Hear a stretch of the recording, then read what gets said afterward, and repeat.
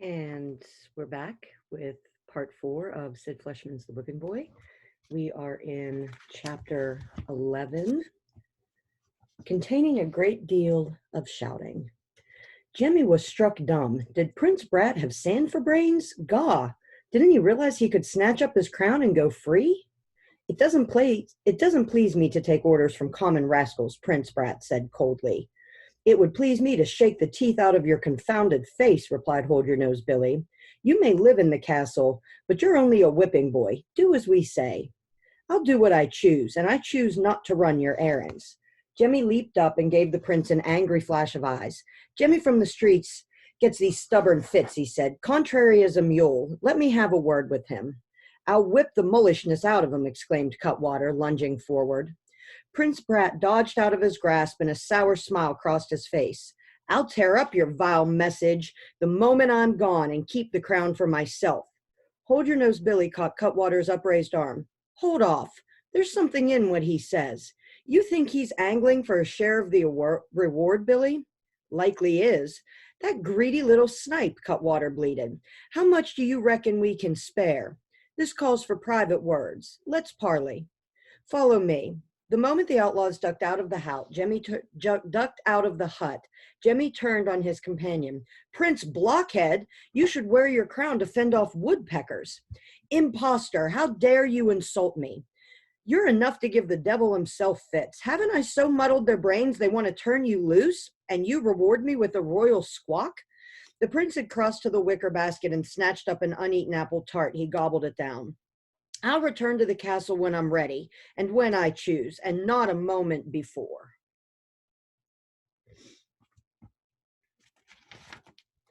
Jimmy's eyes narrowed sharply. He couldn't fathom what was stirring in the prince's mind. Could he, for once, be concerned for someone other than himself? It's not me you think you're protecting, is it? You? Knowing they'll knock the daylights out of me as soon as they find out I tricked them. The prince shrugged. You're quick, boy. You'll think of something. I've already thought it. Once you're up and gone, I'll slip away out in the forest. I'll be harder to catch than a flea. But I'm not leaving, said the prince firmly. God, but why? Is it your pa you're afraid of? Is that why you won't go back? The prince scoffed. He won't miss me. Course he will. Let him wait, and mind your own affairs, whipping boy. It is my affair. Do you reckon you're out on a lark with murderers outside?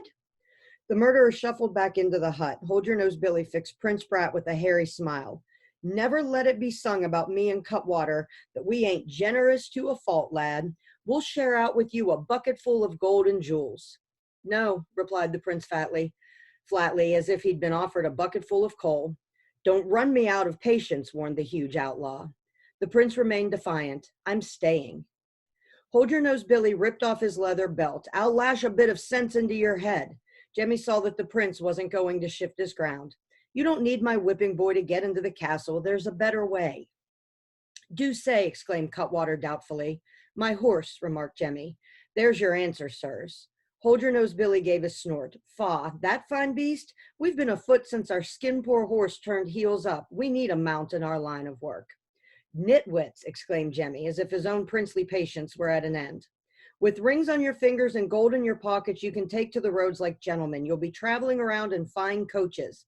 But first, you've got to lay hands on the treasure. Cutwater made a sound through his nose like a pitch pipe. With that horse outside? One of the king's own. A horse can always find his way home, can it? That fine beast will make for the castle stables, note and crown, no questions asked. Chapter 12, wherein Jemmy is betrayed. With a gleeful chuckle, Hold Your Nose Billy dropped the ransom note and the golden crown into a dirty linen sack, which he then knotted to the saddle. He turned to Cutwater. Soon as I'm within a squint of the castle, I'll turn the beast loose. Guard our prisoners. I'll tie them up, Cutwater wheezed, giving his heavy partner a foot up in the royal saddle. From the doorway, Jemmy watched Hold Your Nose Billy vanish into the tangled maze of tree limbs and brambles. Then he glanced out about his bare furnishings, the hanging ropes of garlic bulbs, the bed of straw, the chest of stolen goods. He'd need some trickery if he was going to escape. The prince fixed him with a smirk. You're clever, all right, but a common dunce all the same. Gah. A cartload of gold and jewels, the ruffians would have been content with a mere jingle of coins. Jemmy's eyes swung back to the bed of straw. There was his escape. A cartload of moonshine, he said. It'll never be forked over. I'm the prince. Papa will have to pay it. Jemmy began burrowing like a barn mouse under the moldy straw. Not a bit he won't.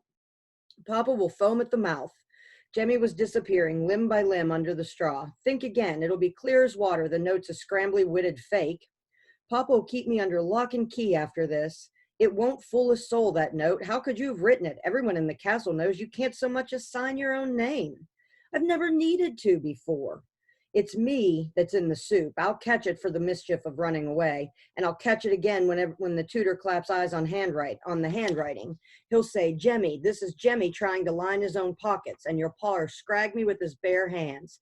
So I'll be obliged if you help me and nip out here. I promise you my protection, announced the prince with sudden generosity. Jemmy protects himself, said the whipping boy.